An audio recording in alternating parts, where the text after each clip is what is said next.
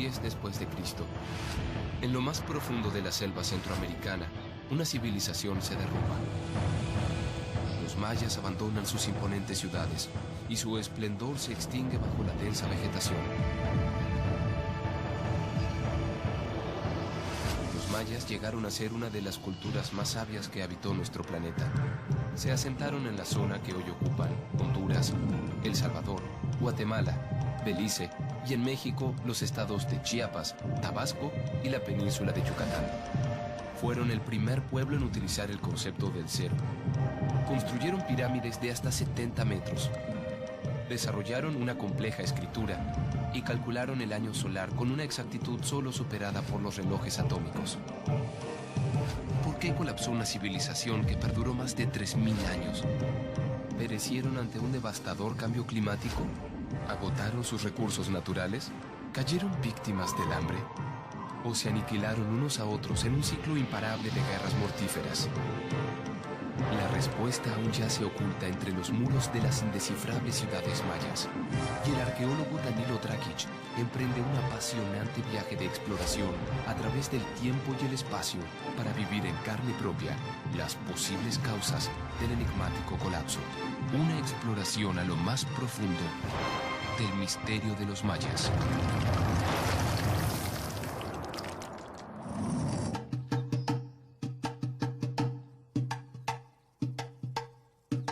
En la primera etapa de su exploración, Danilo conoció las majestuosas ciudades mayas, verdaderas obras maestras de ingeniería y reflejo de su cosmovisión. Pero la obsesión maya por levantar gigantescos templos y pirámides es una de las posibles causas del colapso de su civilización. Los mayas llegaron a dominar muy bien todo este proceso de producción de la cal y también de los morteros. La sobreexplotación de estos recursos tal vez permitieron el abandono de estas grandes ciudades prehispánicas. Mira cómo se deshace, mira cómo prácticamente se hace polvo. Para construir una pirámide, ¿cuánto calculas tú? Miles de árboles. Miles de árboles.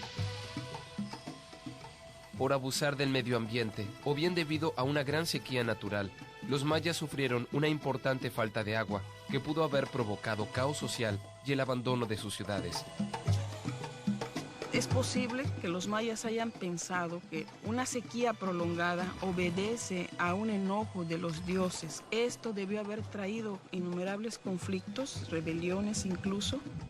Estos frisos podrían estar representando un caos total a base de la sequía que mencionas. Es posible que la guerra haya sido uno de los resultados de la sequía, pero la guerra siempre estuvo presente en la sociedad maya. Hallazgos como el de Cabá conducen a una nueva hipótesis para explicar el fin de la civilización maya. Un aumento excesivo de guerras entre los grandes señores podría haberlos arrastrado a su autodestrucción. ¿Qué pruebas existen de una escalada bélica entre las principales capitales? ¿Qué llevó a los gobernantes del período clásico a enfrentarse una y otra vez? La antigua ciudad de Palenque es el lugar para averiguarlo. En la plaza central de Palenque se encuentra el arqueólogo Antonio Ferrer, máxima autoridad del sitio. Muchas gracias por recibirme en este sitio grandioso de la cultura maya. Ahorita, ¿dónde nos encontramos?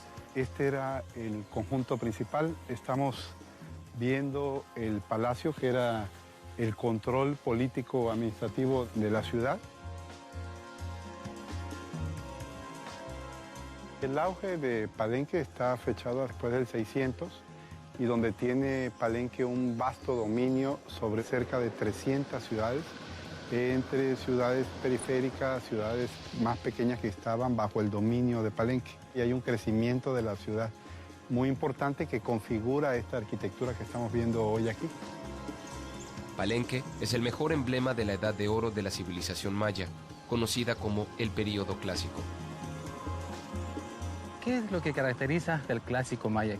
Bueno, la definición de los templos, la arquitectura con la crestería, la forma de las cornisas de los edificios, el uso de la escritura con cartuchos jeroglíficos, la astronomía, las matemáticas, y llega a amalgamarse un sistema político consolidado, que es el de los ajao, que es el de los señores de la ciudad. La ciudad era dominada por el ajao, era el jefe político, militar, religioso, y era el ser supremo. O sea, en él estaban concentrados todos los poderes y toda la ciudad y las demás ciudades periféricas trabajaban para él. El poder absoluto de los ajau o grandes señores se refleja en la monumentalidad de sus edificios. El inmenso templo de las inscripciones de Palenque fue construido con el propósito de albergar los restos de uno de los gobernantes más legendarios de la historia maya, Pacal el Grande.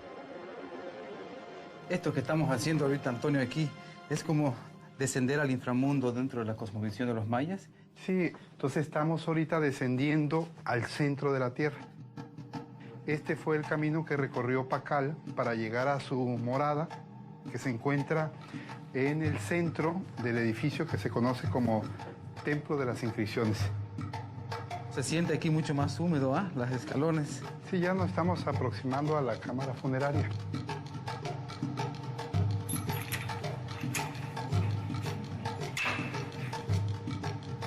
Esa es la tumba anal. Lo de abajo es el sarcófago y la parte que ves suspendida es una lápida de piedra caliza.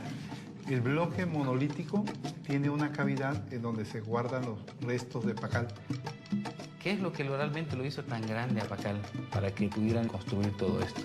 Pacal toma el poder en el año 615 y es el gobernante más prestigiado porque concibe la ciudad y lo que tenía era un dominio de una vasta región que es los actuales estados de Tabasco y Chiapas.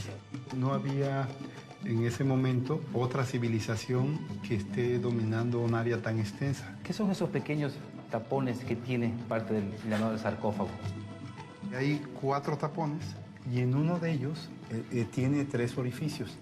En ese orificio salió el alma de Pacal para recorrer todo lo que conocemos como el psicoducto. Sobre estas molduras que están en la escalera, el alma de Pacal viajó y se incrustó en el pie de su hijo Cambalán, porque Cambalán va a resurgir como Pacal. Pacal fue tan poderoso que pretendió vencer también a la muerte. El camino de escape que preparó para su alma asciende hasta la cima del Templo de las Inscripciones y se inserta en el pie de su heredero, Cambalam. Pacal lograba resurgir en el cuerpo de su hijo, el nuevo gran ajau de Palenque, y transferirle su grandeza. Subí aquí y se inserta la pierna de Cambalán, que está sostenido aquí en los brazos por Pacal. Le está transfiriendo al hijo todo el legado que él hizo y también el poder que tuvo sobre los sitios que dominó. En el patio del Palacio de Palenque, Pacal ordenó levantar estelas victoriosas como trofeo por la captura de señores de ciudades vecinas. ¿Cuál era la intención de exhibir a todos estos gobernantes capturados? En un primer momento se debe haber debilitado el reino, entonces Pacal debe haber ordenado que fueran sometidos y traídos aquí. Estamos hablando del señor de Santa Elena, de Pomoná, Panjalé, y hay otro que ahora conocemos como Santo Tomás. La guerra era sagrada, o sea, no iban a un combate nada más para avasallar al contrario. El sentido de la captura es que la ciudad perdiera a su gobernante y se disgregaran los pobladores. En el 711 después de Cristo, el caos se apoderó de Palenque. El entonces ajau Canjoichitam fue secuestrado por los guerreros de Toniná, una ciudad rival experta en el arte de la guerra. Toniná es el lugar para conocer las estrategias y el armamento de combate de las guerras mayas.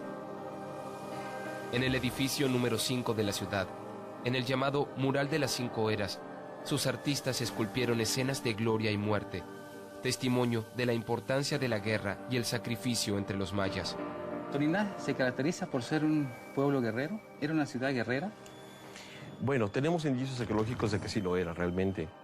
ese friso, por ejemplo, donde podemos ver una serie de cautivos y gente decapitada, lo que nos está mostrando precisamente la actividad bélica de la ciudad. Puedes tú apreciar a gente atada de pies y manos, gente decapitada. Puedes ver claramente este personaje que es el dios de la muerte, que tiene en su mano precisamente derecha la cabeza de un decapitado. Una buena parte de las ciudades mayas del periodo clásico tardío entran en un conflicto bélico. La guerra es permanente, déjame decirte. ¿Cuánta gente moría en estas guerras que tú mencionas? El número no es tan grande. El principal fin de las armas mesoamericanas es el de dejar incapacitado al enemigo para poderle capturar. Es una guerra tratada, una guerra donde los dos grupos se ponen de acuerdo en una hora específica, en un día específico para poderse enfrentar. Aunque sí tenemos algunos indicios de que en un momento determinado la guerra, sobre todo para el clásico tardío, se volvió más una guerra más de asalto, por ejemplo, ¿no? De ataque directo hacia las ciudades. Hay posiblemente un cambio de tácticas militares, no siempre fueron las mismas, posiblemente, ¿no? Mira, precisamente estamos haciendo una serie de pruebas con armas ofensivas para ver qué tipo de daños infligían esas armas y ver si podían matar o podían causar una lesión que permitiese solamente el hecho de la inmovilización para poder ser capturado, por ejemplo, el enemigo y llevarlo hacia la ciudad vencedora. En la guerra, el principal objetivo de los señores mayas era la captura de los ajaos enemigos para consolidar su poderío divino. ¿Habrá sido la sed desmedida de poder de los gobernantes mayas lo que desató su trágico final?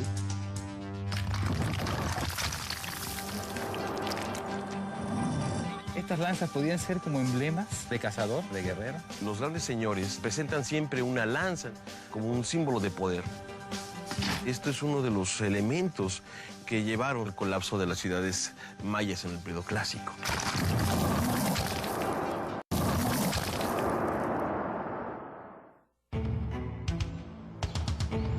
Los mayas fueron un pueblo guerrero. Los ajaos o grandes señores chocaban en continuas guerras sagradas, cuyo principal objetivo era capturar y luego sacrificar ritualmente a los gobernantes vencidos para acrecentar su poderío divino. De todas las majestuosas ciudades del periodo clásico, Toniná se destacó como una potencia guerrera y es el lugar para conocer el arsenal maya y sus estrategias en el campo de batalla. Danilo, pues aquí tienes, son las armas del clásico. Y bueno, quiero presentarte primero, en este caso, a una masa con cabezal esferoidal. Esta es una arma utilizada sobre todo para hacer que el contrincante quedara obviamente deshabilitado y poderse capturar más fácilmente. ¿Te gustaría probar? ¿Cómo no? Estas son una serie de piezas óseas de un borrego. Entonces la idea es que impactes en la parte central para ver cómo se desarticula en este caso. Voy a sacar la mochila para estar más cómodo. ¿Cómo no? Claro que sí. Poder golpear. Bien, puedes ver cómo la pieza se ha desarticulado. Imagínate lo que puede producir en un hueso. Puede zafar en un tamaño del brazo. Ahora vamos a probar con un hacha de batalla. Tiene una hoja de obsidiana en este caso. Es un arma que corta, obviamente, por el peso.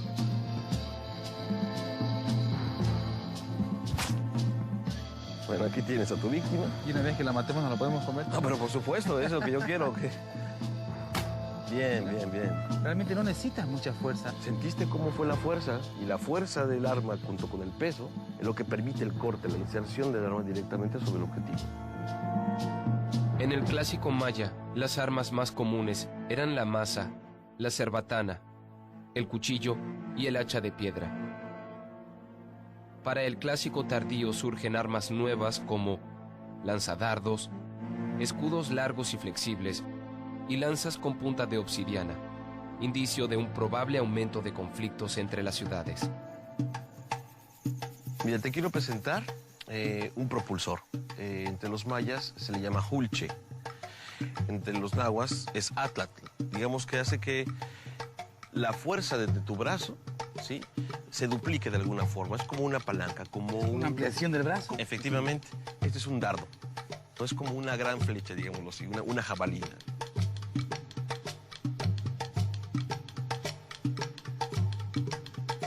Perfecto, ¿ah? Puedes alcanzar como 30, 40 metros con esto. El tirador probablemente lanzaba un dardo, por ejemplo, hacia el enemigo, y este dardo tenía que matar al enemigo, como una cuestión de augurio. Bien. Me fue todo. Bueno, salió volando el propulsor, pero es excelente, es un excelente tiro. Me vez, parece sí. muy bien, gracias. Incluso puedo utilizar las dos armas para golpear a dos enemigos, ¿no? Ah, no, claro, por supuesto, sí. Ahora, deja mostrarte una lanza que no es de lance, sino más bien es una lanza de inserción. Estas lanzas podían ser como emblemas, ya sea de cazador, de guerrero. Los grandes señores presentan siempre una lanza, en este caso, como un símbolo de poder. Aquí tienes el arma. Como si fuera un cuchillo. Así. Muy bien. Quiero que veas el tipo de incisión que tiene. Esto puede infligir obviamente un daño muy profundo en el individuo. Entonces, esto lo inmoviliza. El dolor que produce en una costilla es impresionante. Imagínate, por ejemplo, los señores mismos enfrentándose directamente con ese tipo de instrumentos, probablemente 1 a 1, ¿no? En ese caso, en una guerra, en un enfrentamiento bélico. El hecho de la guerra señorial debilita a las ciudades mismas. Esto es uno de los elementos que llevaron seguramente al colapso de las ciudades mayas en el periodo clásico. ¿Con qué los decapitaban a estos personajes que vemos representados en estelas, en glifos? Obviamente no eran las mismas armas para esa parte del ritual, ¿no? No, eso se celebraba con un cuchillo como estos. Este es un cuchillo de obsidiana, es un instrumento que se emplea para la decapitación. Eso también lo podemos ver, por ejemplo, el uso del sacrificio humano, ese tipo de cuchillos, en los juegos de pelota. Siempre cuando acababa un juego de pelota, no se sabe si con exactitud si el ganador o el perdedor, en ese caso, era decapitado. No es un juego, obviamente, en este caso es una ceremonia en donde, al igual que la guerra, precisamente, el elemento sacrificial es parte, obviamente, del mismo rito, de la cosmovisión del hombre mesoamericano, y que termina, obviamente, con la muerte. La guerra y el juego de pelota habrían sido partes de un mismo ritual de renovación del poder de los gobernantes. El destino de los cautivos más poderosos era morir sacrificados en la cancha luego de un partido extenuante. Los mayas heredaron este deporte ritual de la cultura olmeca, quienes lo inventaron hace más de 4.000 años. Casi nada se conoce sobre sus reglas y las creencias que simbolizaba. Entre los pocos especialistas que existen sobre juego de pelota, se destaca la antropóloga Marta Turok, experta en tradiciones prehispánicas perdidas.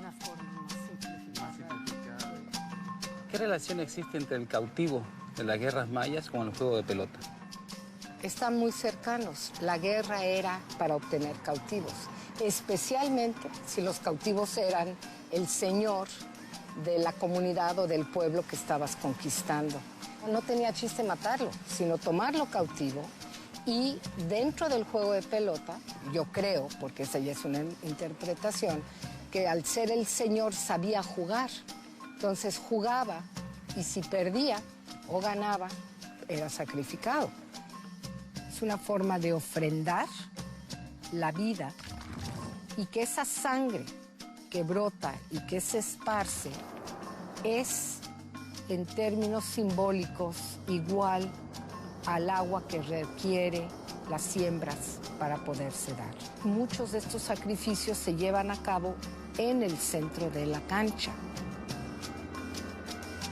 ¿Por qué se perdió el juego de pelota aquí en la cultura maya? ¿Qué fue lo que motivó a que este juego de pelota desapareciera? Pues cuando llegan los españoles y se dan cuenta de todo lo que está, el significado que tiene este juego, destruyen las canchas, destruyen todo lo que tiene que ver con culto a los demonios y entonces veían en el juego de pelota este culto a los demonios. Cuando un pueblo pierde sus tradiciones, nos vamos igualando todos, nos vamos homogenizando y ese es el inicio de un terrible proceso de discriminación que va forzando y va haciendo que los jóvenes digan, yo no quiero ser diferente, no quiero sobresalir por mis diferencias. Muchachos! Buenas tardes. ¿Cómo están? ¿Bien? Sí. ¿Ustedes saben jugar el juego de pelota tradicional que jugaban sus ancestros los mayas? No. Sabemos un poco que se jugaba con una pelota nada más y con la cadera. A ¿Alguno de ustedes es de origen maya o habla una de las lenguas mayas? ¿No les gustaría aprender sobre el juego tradicional de los mayas? Sí, me gustaría practicarlo. ¿Quiénes son los capitanes de aquí? Nosotros. ¿Quieren ir con nosotros a ver cómo se hace la pelota? Sí. Ok. Bueno. Kik es el nombre maya del látex para fabricar la pelota y se extrae de un árbol que los españoles llamaron castilla elástica. Combinado con el jugo de la planta de guamol, el hule adquiere solidez, pero al mismo tiempo elasticidad. A mitad de camino entre el actual Palenque y el sitio arqueológico, existe una plantación de árboles de hule. Su dueño, Luis Uscanga, intenta recuperar el milenario y sorprendente método de fabricación de la pelota maya. Todo esto que tú ves aquí es la plantación del hule. Todos estos árboles son hule o caucho. Si tú ves aquí, lo que nosotros tenemos se llama tablero, es la parte donde trabajamos el árbol. Lo dividimos en dos partes simétricas para trabajarlo normalmente 7 años de un lado y 7 años del otro. Utilizamos este instrumento que es una cuchilla que tiene muchísimo filo. Hay unos que nos pueden dar 100 mililitros, 200, pero hay árboles que nos pueden dar 1 litro o hasta 2 litros. Vean acá de este lado cómo está empezando a gotear el caucho. Don Luis, ¿y cuántos años le produce el árbol? Entre 40 y 60 años. Y nos da 7 o 8 kilos de hule seco al año. ¿Cómo cuánto hule podríamos necesitar para hacer una pelota más o menos de esta circunferencia? Entre 8 y 10 litros de caucho para hacer la pelota que tú quieres. Para que de ahí se hiciera una pelota que bote, tenía que haber algo que se llama vulcanización. Y esto implica un elemento, una materia prima azufrosa, azufrada, que resulta que viene de una flor. Que al rayar esta flor y echarla a la mezcla se da la vulcanización. Lo que vamos a hacer es utilizar el químico este que es la sustitución del jugo de la hipomea.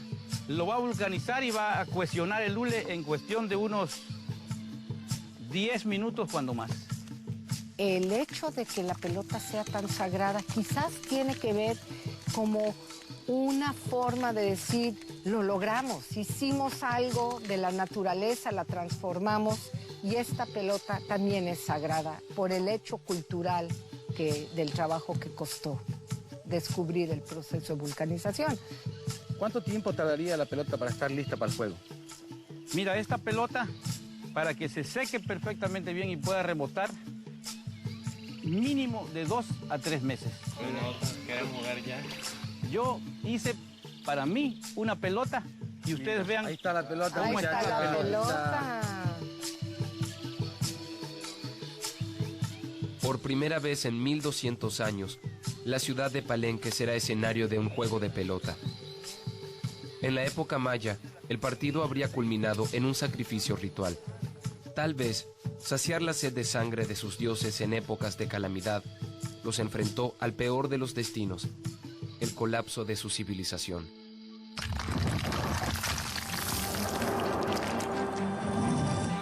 Se están jugando muchas cosas, la vida, la muerte, el equilibrio cósmico. Y ahí es donde entra el sacrificio. Capitanes, prepárense, porque uno de los dos va a perder la cabeza hoy día. Juego pelota.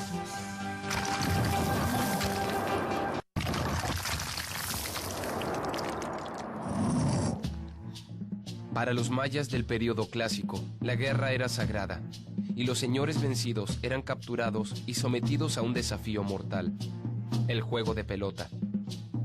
Al finalizar, eran sacrificados ritualmente. Luego de 1200 años, la mítica ciudad de Palenque será escenario de un juego de pelota, y los poderosos ajaos del pasado volverán a la vida encarnados en jóvenes descendientes de la cultura maya. Bueno, Marta, ya estamos aquí en Palenque, ya tenemos todo, tenemos los jugadores, la pelota, estamos listos para iniciar. Esta pelota simbolizaba el movimiento de la bóveda celestial Y la idea era que a través del juego se controlaran las fuerzas de la naturaleza por parte de los hombres. Entonces, aquí se estaba jugando el futuro del universo en cada juego. En Chichén Itzá se encuentra la cancha de juego de pelota maya más grande y mejor conservada. Todos los campos de juego tenían forma de doble T y en promedio medían 30 metros de largo y 8 metros de ancho. Había entre 2 y 5 jugadores por equipo. 4 puntos eran iguales a una raya y el primer equipo que llegaba a 8 rayas ganaba el juego. El capitán vencedor obtenía el derecho a vivir, o tal vez el privilegio de entregar su sangre a los dioses. Vamos a simplificar las reglas originales y vamos a jugar a 2 rayas. Bueno, jóvenes, en sus posiciones. Si este juego fuera real, uno de ustedes sería sacrificado. ¿Listos? Juego pelota.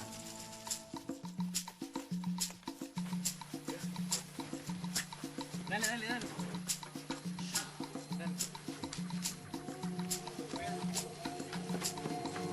Pelota muerta. ¿Por qué paramos el juego aquí?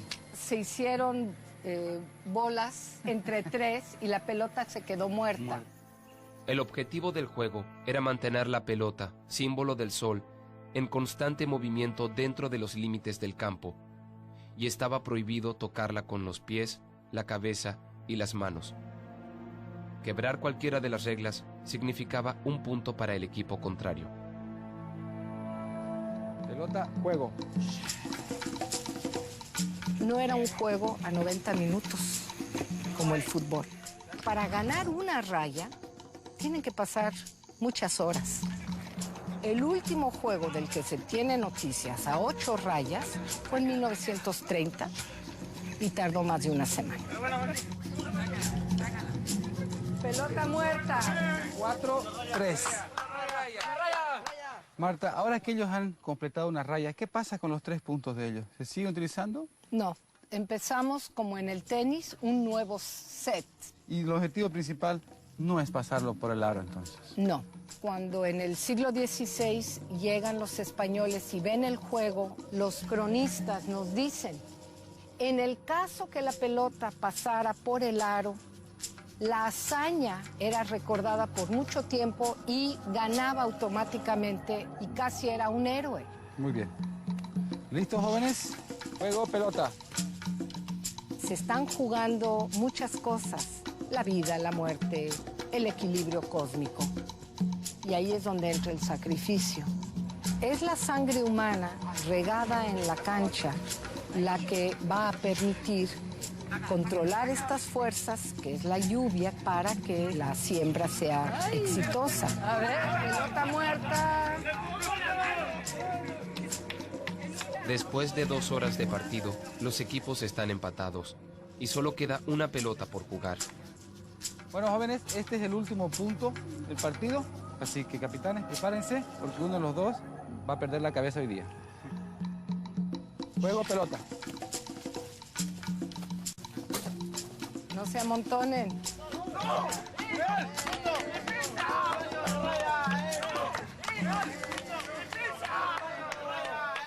¿Qué era lo que pasaba con estos gobernantes que eran capturados, obligados a jugar juego de pelota y sacrificados? El hecho de ser sacrificado era como si fuera el sacrificio del sol que permitía que el mundo siguiera adelante. El que se sacrifique personas como parte de una ofrenda ofende, pero esa es una forma occidental de pensar. No se olviden de esta tradición que es muy importante, de la cultura maya, no la pierdan, ustedes son los responsables ahora de conservar y seguir con esta tradición. Y de sus raíces, muchachos.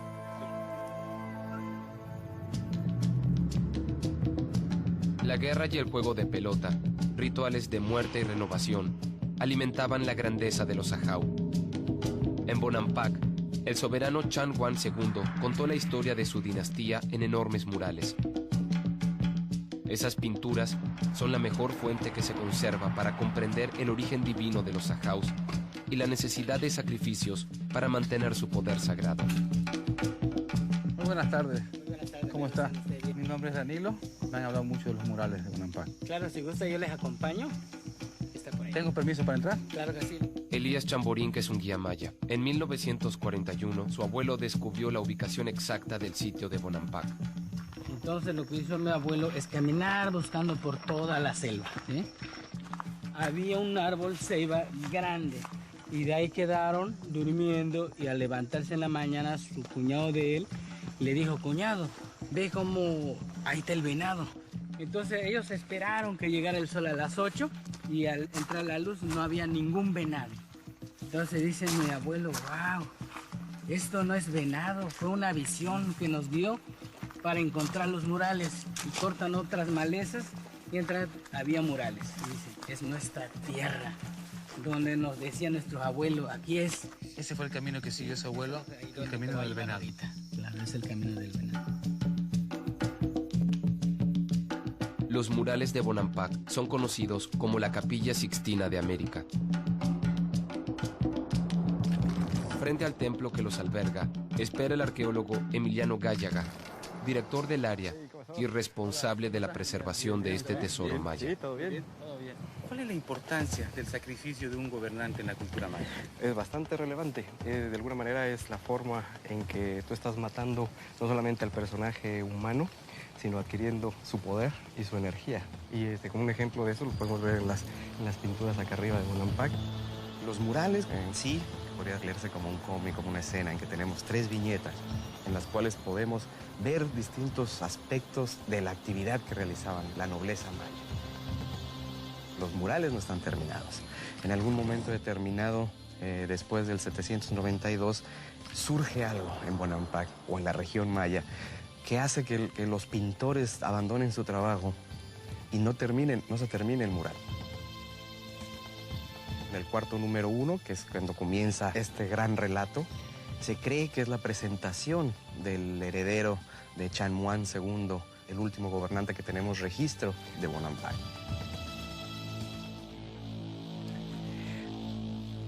Como puedes ver, son cuartos relativamente chicos, pero aquí lo que estamos viendo en el mural es, primero que nada, es una festividad. Va una procesión de músicos por los 2 flancos que convergen al centro. En la parte superior es la presentación de varios nobles, y eso lo podemos saber, bueno, por su atuendo. Y otro elemento importante es este que tenemos aquí en la esquina, que puedes ver, es una persona adulta, pero está sosteniendo en los brazos a un niño. Se ha especulado mucho en que este niño sea la presentación del hijo y el heredero de Chanmuán II al trono de Bonampak. Entonces él tendría en algún momento determinado realizar una batalla para capturar algún ajau o algún noble de otra comunidad y darlo en sacrificio a los dioses para conmemorar su ascenso al trono. Tienes que capturar a un gobernante. Sí. Es algo clave que tienes que hacer. Se necesita el sacrificado para culminar el evento. Vamos a ver la segunda escena. Se realiza una batalla el 2 de agosto del 792, en la cual se ve toda esta estructura militar con la que contaban los mayas, en la cual se ve que hay rangos militares, que hay homogenización de armamento, que hay homogenización de técnicas militares. Lo que estamos viendo aquí es que se están trasladando tanto los ajaos, tanto los nobles, como los militares. Son especialistas en guerra, son especialistas en capturar gente. De este cuarto, una de las escenas más impresionantes es esta que tenemos aquí en la atrás. El Chanmuán II. Y si te fijas, no pone atención en qué es lo que pasa abajo de sus pies, que son todos los cautivos. Todos están en actitud sumisa, suplicante por su vida, sobre todo el personaje que tenemos aquí central. Cómo está suplicando a la Chanmuán, que ni siquiera lo toma en cuenta. Ya llegamos a lo que es el tercer cuarto y la culminación de la película. Bueno, que en realidad no es la culminación porque no sabemos cómo termina. Hasta aquí. Hola. Te presento a mucho gusto. arqueólogo. ¿Cómo estás? Hola. Gracias a ellos, el trabajo que hacen los restauradores, tenemos preservado estos murales el día de hoy. Entonces a ellos les damos nuestro reconocimiento. Mucho gusto, compadre. Y aquí se ha interpretado en que es Chanmuán II haciendo la presentación de su heredero al trono de Bonampak en su momento específico. Aquí vemos un personaje que está sosteniendo las manos de otro personaje. Y aquí tenemos a otro personaje que le está sosteniendo los pies. Aquí están sacrificando a una persona. O sea, los sacrificados se ha asociado que se pintaban de azul. El azul es un color muy difícil de lograr. Ese era uno como de los secretos mejor guardados de los mayas, que no sabíamos cómo se preparaba el azul, cómo sacar este color con los materiales locales en su momento y con la tecnología de su momento. La pintura azul de los murales de Bonampak es la misma que recubría los cuerpos de los cautivos a ser sacrificados. El pigmento encierra un secreto sorprendente que aún no ha sido develado por completo. Resiste la erosión natural, el ataque de ácidos corrosivos y las temperaturas elevadas. Dentro del equipo de restauradores de Bonampak trabaja el ingeniero químico Luis Torres Monte, uno de los pocos científicos capaces de reproducir la fórmula original de la pintura, síntesis química de la visión sagrada del sacrificio humano para los antiguos mayas.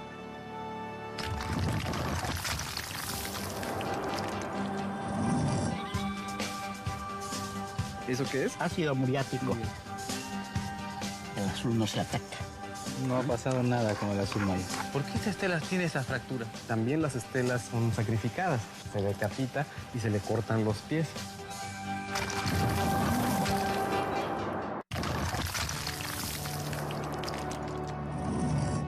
El objetivo de la guerra para los mayas del periodo clásico era la captura de señores enemigos para ser sacrificados a los dioses.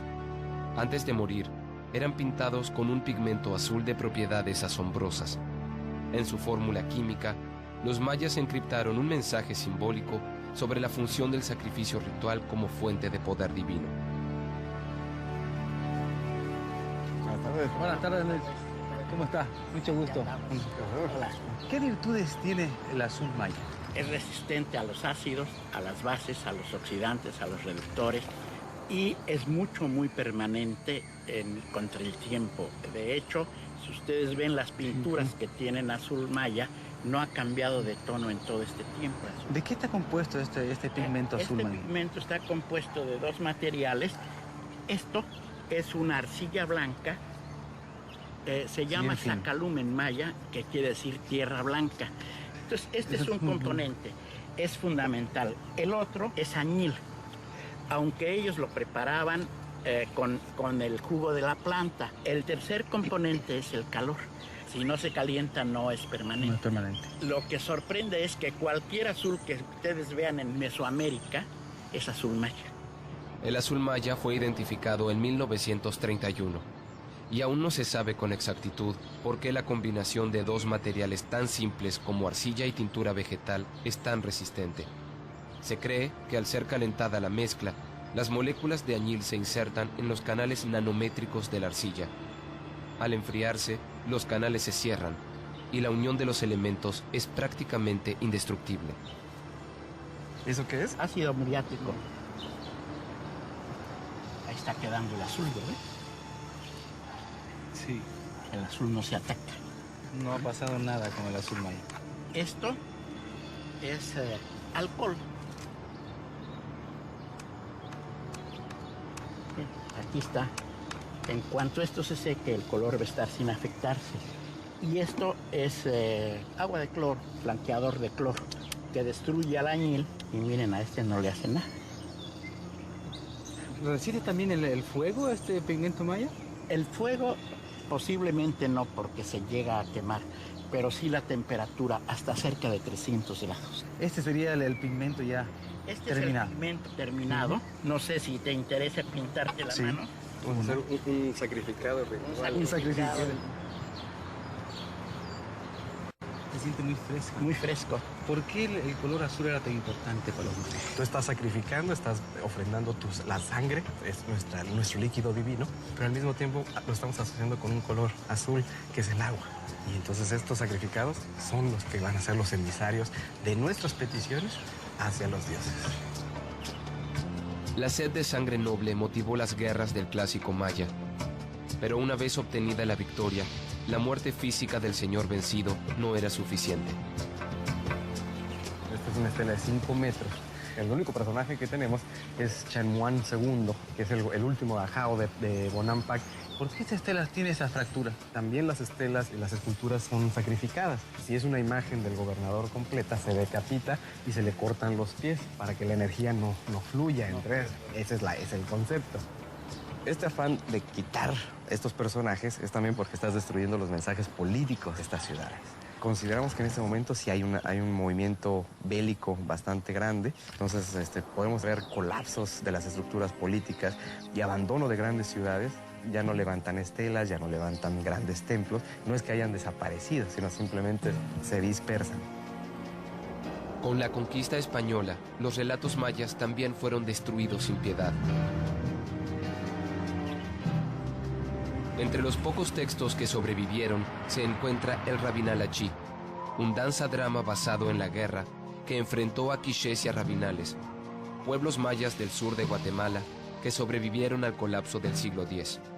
La obra fue declarada Patrimonio Cultural de la Humanidad y en el actual poblado de Rabinal, los descendientes mayas aún la representan. Durante la dictadura militar que asoló a Guatemala entre 1960 y 1996, el ballet de Rabinal perdió a varios de sus integrantes como sacrificio para mantener viva su tradición. La violencia aquí en nuestro pueblo Rabinal fue muy dura. Mataron muchos hermanos, que la danza Rabinal ya no se pudo presentar. Entonces ahora estamos tratando de mantener esto y que esto perdure. ¿Cómo llegó esta historia hasta ustedes? La existencia de esta danza desde ya mucho tiempo. Don Esteban Xolop me dejó el texto, aprendí a leer en el idioma chi. ¿Sí? Prácticamente fue una herencia de su suegro. Él me dejó a mí y yo le voy a dejar a mi hijo. Nos vamos ahorita a la fortaleza de la Hapopto. Sí. Allá vamos a danzar. Allá están listos para danzar. Estamos listos ya. Los hechos narrados en el Rabinal-Achí sucedieron en el siglo XII después de Cristo, época de la expansión imperial de los mayas quichés en el sur de Guatemala. 2 siglos después del colapso de las principales ciudades del clásico maya. Ahí se empiezan a ver los danzantes, ¿no? Sí, ya nos están esperando. Buenas tardes. Hola. ¿Cuál es tu personaje, Manuel? Es el Ahau Hopto, el papá de Rabinal-Achí. Muy bien, mientras tú te cambias, yo voy a escoger un buen lugar para observarlo. Claro que sí, bienvenido. Gracias.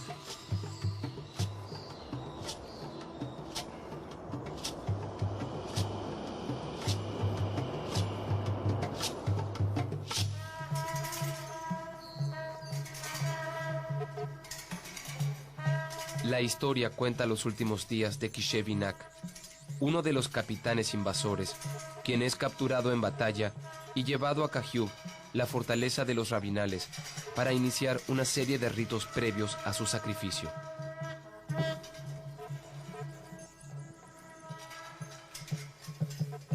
El Rabinal-Achí es una fuente única para conocer en detalle la cosmovisión asociada al sacrificio ritual y una prueba del papel fundamental de la guerra en la sociedad maya.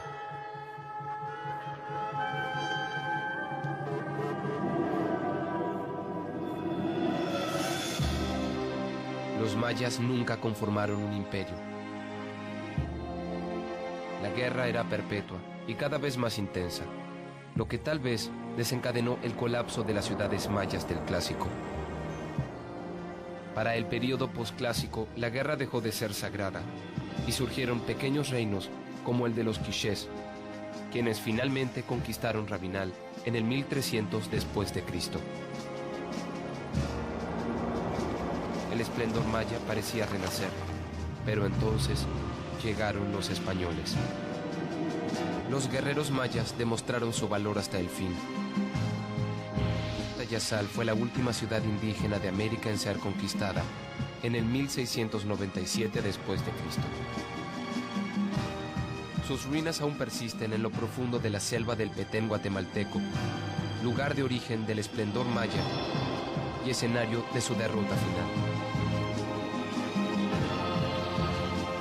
En maya, Petén significa tierra, y es la zona perfecta para investigar otra de las probables causas del misterioso colapso de su civilización en el siglo X. La sobreexplotación de la selva y el empobrecimiento de los suelos en un medio ambiente incapaz de soportar a una población cada vez más numerosa. ¿Cuáles fueron los sistemas mayas de agricultura? ¿Existen pruebas de una explosión demográfica previa al colapso?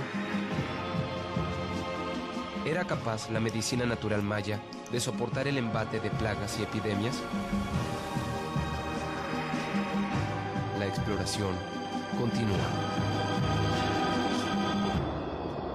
Estás en la Gran Plaza de Tikal, una de las ciudades más importantes de todas las tierras bajas mayas. ¿Cómo sustentaban a toda esta población? En ese sentido, Tikal es un ejemplo único porque las plazas son todo un sistema de captación de aguas que permitían mantener los sistemas de agricultura intensiva.